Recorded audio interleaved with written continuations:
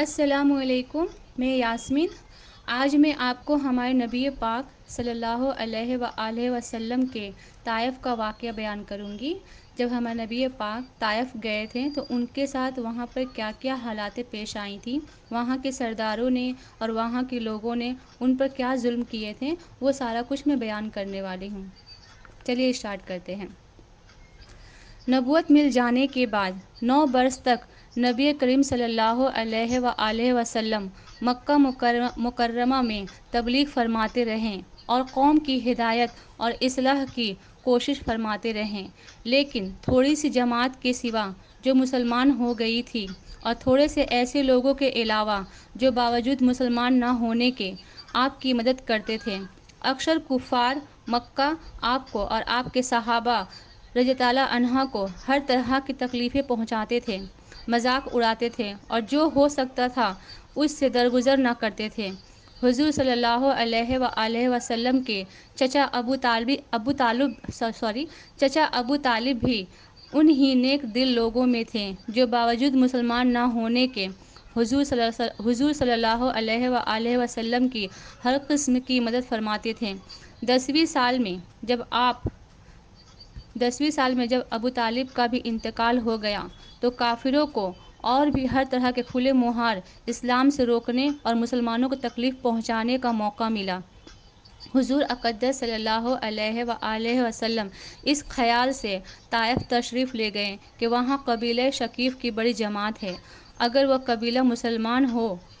جائیں تو مسلمانوں کو ان تکلیفوں سے نجات ملے اور دین کے پھیلنے کی بنیاد پڑ جائے۔ وہاں پہنچ کر قبیلہ کے 3 سرداروں سے جو بڑے درجے کے سمجھے جاتے تھے گفتگو فرمائی اور اللہ کے دین کی طرف بلایا اور اللہ کے رسول کی یعنی اپنی مدد کی طرف متوجہ کیا، مگر ان لوگوں نے بجائے اس کے کہ دین کی بات کو قبول کرتے یا کم سے کم عرب کی مشہور مہمان نوازی کے لحاظ سے ایک نوآورید مہمان کی خاطر مدارات کرتے، صاف جواب دے دیا اور نہایت بے رخی اور بد اخلاقی سے پیش آئے۔ ان لوگوں نے یہ بھی گوارا نہ کیا کہ آپ یہاں قیام فرما لیں۔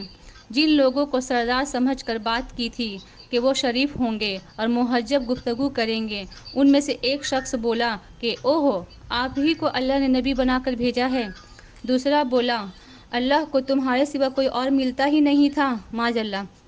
جس کو رسول بنا کر بھیجتے۔ تیسرے نے کہا، میں تجھ سے بات کرنا نہیں چاہتا، اس لیے کہ اگر تو واقعی نبی ہے جیسا کہ دعویٰ ہے تو تیری بات سے انکار کر دینا مصیبت سے خالی نہیں، اور اگر جھوٹ ہے تو میں ایسے شخص سے بات کرنا نہیں چاہتا۔ اس کے بعد ان لوگوں سے نا امید ہو کر حضور کرم صلی اللہ علیہ وآلہ وسلم نے اور لوگوں سے بات کرنے کا ارادہ فرمایا کہ آپ تو ہمت و استقلال کے پہاڑ تھے، مگر کسی نے بھی قبول نہیں کیا، بلکہ بجائے قبول کرنے کے حضور صلی اللہ علیہ وآلہ وسلم سے کہا کہ ہمارے شہر سے فوراً نکل جاؤ اور جہاں تمہاری چاہت کی جگہ ہو وہاں چلے جاؤ۔ حضور کرم صلی اللہ علیہ وآلہ وسلم جب ان سے بالکل مایوس ہو کر واپس ہونے لگے تو ان لوگوں نے شہر کے لڑکوں کو پیچھے لگا دیا کہ آپ کا مذاق اڑائیں، تالیاں پیٹیں، پتھر ماریں، حتیٰ کہ آپ صلی اللہ علیہ وآلہ وسلم کے دونوں جوتے خون کے جاری ہونے سے رنگین ہو گئے۔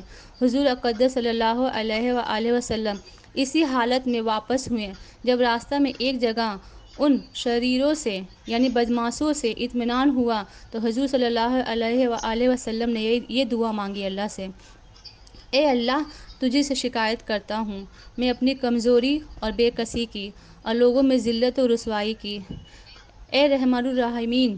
تو ہی ضعفاء کا رب ہے اور تو ہی میرا پروردگار ہے۔ تو مجھے کس کے حوالے کرتا ہے؟ کسی اجنبی بیگانہ کے جو مجھے دیکھ کر ترش روح ہوتا ہے اور منہ چڑھاتا ہے، یا کہ کسی دشمن کے جس کو تو نے مجھ پر قابو دے دیا؟ اے اللہ، اگر تو مجھ سے ناراض نہیں ہے تو مجھے کسی کی بھی پرواہ نہیں ہے، تیری حفاظت مجھے کافی ہے۔